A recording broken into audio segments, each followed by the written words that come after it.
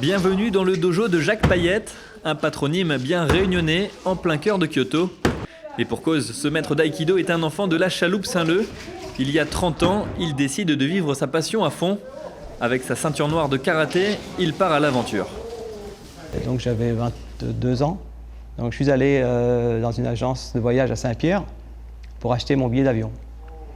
J'ai demandé à la directrice, donc je devais acheter un billet pour le Japon.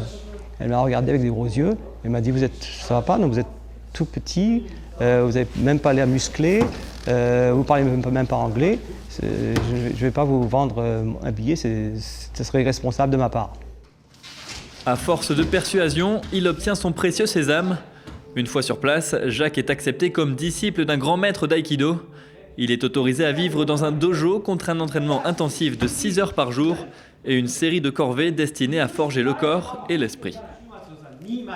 Tout le monde me traitait comme l'étranger qui n'avait pas laissé longtemps. Et donc pendant à peu près 6 mois, je n'ai pas du tout parlé. Donc je faisais mimer, je respectais les règles du machin, je m'entraînais et j'essayais de faire plus que les autres pour être accepté. Et il m'a fallu environ 2 ans pour être accepté. Et petit à petit, on m'a fait confiance et je faisais vraiment partie de la famille au bout de 5 ans à peu près. C'est après avoir vu un film d'arts martiaux que Jacques a décidé de réaliser son rêve. Pendant 30 ans, il a parcouru le monde. Après 5 années passées à Tokyo auprès du maître Gozo Shioda, il rentre enseigner en France et en Europe. Sa notoriété dépasse désormais les frontières. Il a monté sa propre école à Hollywood. Au Japon, il possède désormais 4 dojos et il compte bien accueillir prochainement un groupe de jeunes réunionnais.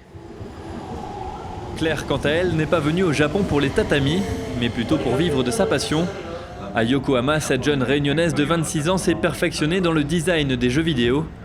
Après quelques années d'études, elle a déjà trouvé un travail, mais les débuts ont été chaotiques. Difficile de s'intégrer quand on ne connaît que très peu la langue japonaise.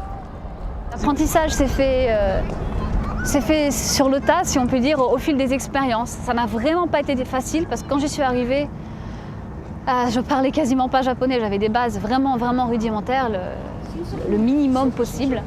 Et donc à ce moment-là, payer une facture d'électricité, chercher un logement, c'était l'épreuve du combattant. Quand je recevais une facture, je ne comprenais absolument rien de ce qui était écrit. Je ne savais même pas ce qu'il fallait en faire. C'était terrible. 3 mois de stage ont été nécessaires dès son arrivée pour apprendre ne serait-ce qu'à demander son chemin. Des banalités du quotidien qui sont loin d'être évidentes pour des néophytes. Et malgré sa passion pour les langues orientales, il a fallu un certain temps avant d'être à l'aise. Un certain nombre d'heures aussi passées devant son petit écran. La télé est un excellent moyen pour apprendre, mais vraiment. Au début, on la regarde, tout est en japonais, on comprend rien, ça gueule de partout, il y a plein de caractères bizarres qui apparaissent, on comprend rien. Si on se force à la regarder avec intention, enfin vraiment, en faisant attention à tout, on comprend bien sûr le contexte avec les images, et au fur et à mesure, on commence à mettre un sens sur les mots qu'on voit, sur les mots qu'on entend. Donc si on regarde vraiment la télé tous les jours, qu'on travaille, qu'on est en contact avec des gens, ça se fait tout seul. Ce que je mets en place, c'est un début de collaboration. Raphaël est originaire de Saint-Louis et cela fait 1 an qu'il vit au Japon.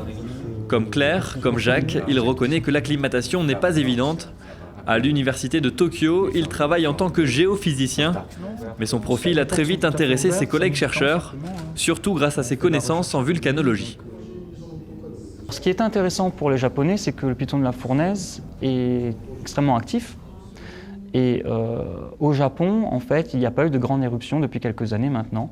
Et les volcanologues japonais n'ont pas de contact direct au Japon avec des éruptions fréquentes. Donc la fréquence d'activité du piton de la fournaise est donc extrêmement intéressante pour le japonais. Peu connus, les échanges entre la Réunion et le Japon existent depuis longtemps. Ils sont surtout développés dans les secteurs de pointe comme l'agronutrition tropicale ou la sismologie. Cette boîte va par exemple simuler le chauffage d'une nappe d'eau à l'intérieur d'un volcan qui est en train de se faire chauffer par l'arrivée d'un magma. Notre scientifique réunionnais installé au Japon prend d'ailleurs volontiers le rôle d'ambassadeur. Il participe activement à la promotion de la Réunion auprès de ses collègues.